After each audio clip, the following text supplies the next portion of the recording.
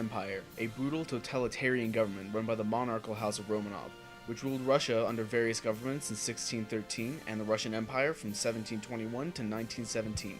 Its leader, Tsar Nicholas II, carried the name Bloody Nicholas for his anti-Semitic policy and brutal suppression of protesters. Events like Bloody Sunday of 1905, the complete slaughter of anti-Nicholas protesters, had demolished his support and fueled intense rage within the citizens. Tsar Nicholas II was also a very indecisive leader and had poor grasp on many aspects of his policy. The result was a displeased and alienated working class and a massive starvation problem.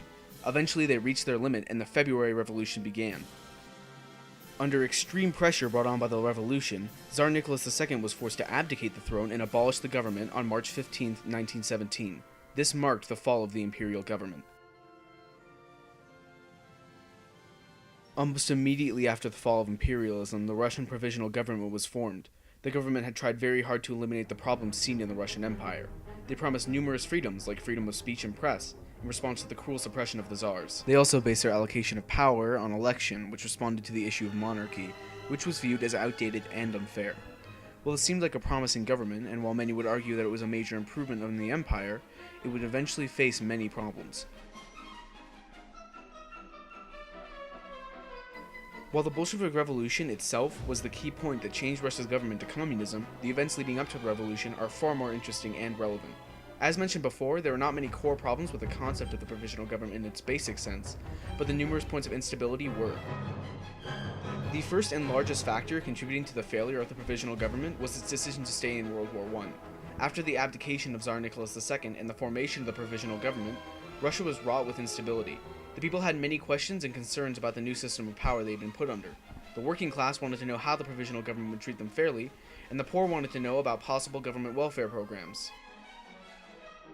However, finding World War I a priority, General Alexei Brusilov ignored the entropy of the populace and obtained the majority of government funds for war efforts.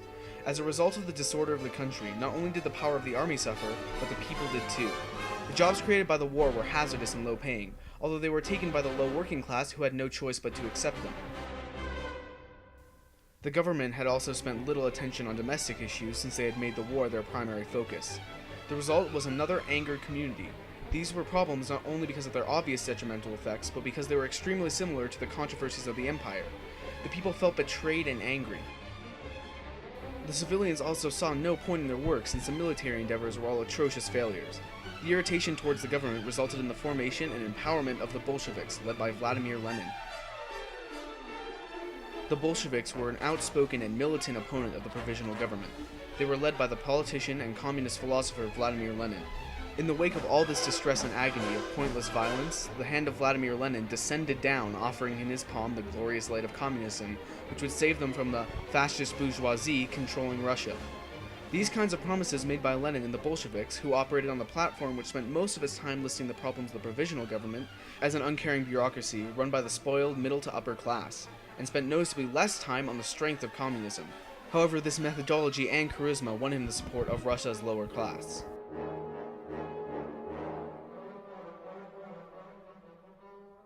The main reason the message of communism stuck so firmly with the lower class was because it was easy to understand, and beyond that, it just felt good. The positive attitude towards the Bolsheviks stemmed from the sense of strength and community they gave to a divided and weak people. The pride it put on people made them extremely willing to participate in the cause. The pride would often be generated and maintained with well-designed propaganda posters. These propaganda posters were often depictions of soldiers, symbols of strength, paired with working class people in order to support that idea of unity and strength. Posters like the ones being displayed right now. These were so successful in rallying support because the message was easy to understand. They didn't have to understand politics of either government to understand that they were part of something big, something that would pave the road for a better tomorrow. Lenin was also very good at being accessible in his writing. He was short and concise. Lenin's April Thieves was an article written by Vladimir Lenin, published April 7, 1917 in Pravda, the most read Bolshevik newspaper. In this article, Lenin numerically listed what the goals of the Bolsheviks were. The promises made were very hopeful in the eyes of the lower class. For example, the fifth point promised that the country would be run by a republic of Soviet agricultural laborers and peasant deputies throughout the country from top to bottom. To this sounded like they would be directly in charge of the country, At this point, Lenin became the puppet master of thousands of passionate soldiers, ready to take up arms. With the Bolshevik Party reaching the point of an inspiring mass of obedient followers, Lenin started to militarize the Bolsheviks, urging the party members to arm themselves for the coming revolution. While this was heavily expected from everyone involved, it was made into an official instruction with a speech given by Lenin on June 17, 1917. In the speech, Lenin tells all of his followers to gather arms that they may use to fight in the revolution. Also, to ensure their participation, he emphasizes that while it is not favorable, it is necessary. With this, the working class began to arm themselves with whatever they could, and so the clock counting down to the revolution began.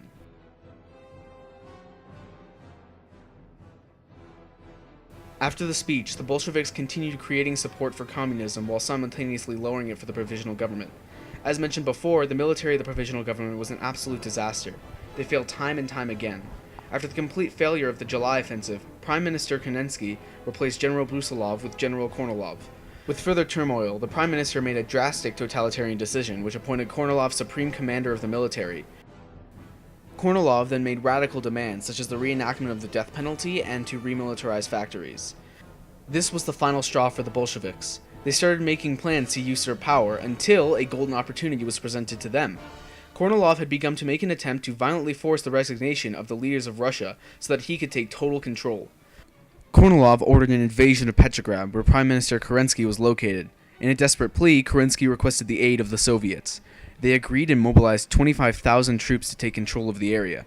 However, even though this was done at the request of Kerensky, Lenin made it completely clear that they were only fighting against Kornilov and not for Kerensky. After Petrograd, the Bolsheviks took Moscow in a series of battles, and in a letter from Lenin to the Central Committee and the Moscow and Petrograd committees, he wrote, "The Bolsheviks, having obtained a majority of the Soviets' workers and the soldiers' deputies of both capitals, can and must take state power into their own hands."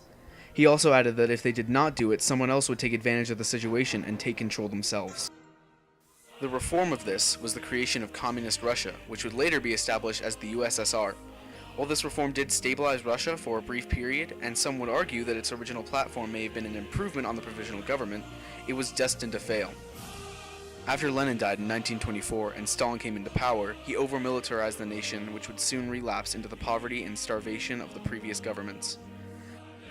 However, unlike its predecessor, this government would not be so generous with its freedoms. Unlike the provisional government, the USSR was very intolerant of criticism and would squash any signs of protest. This made the government extremely effective at repressing rebellion. The Russian people would suffer under the USSR until 1991, where the government was dissolved.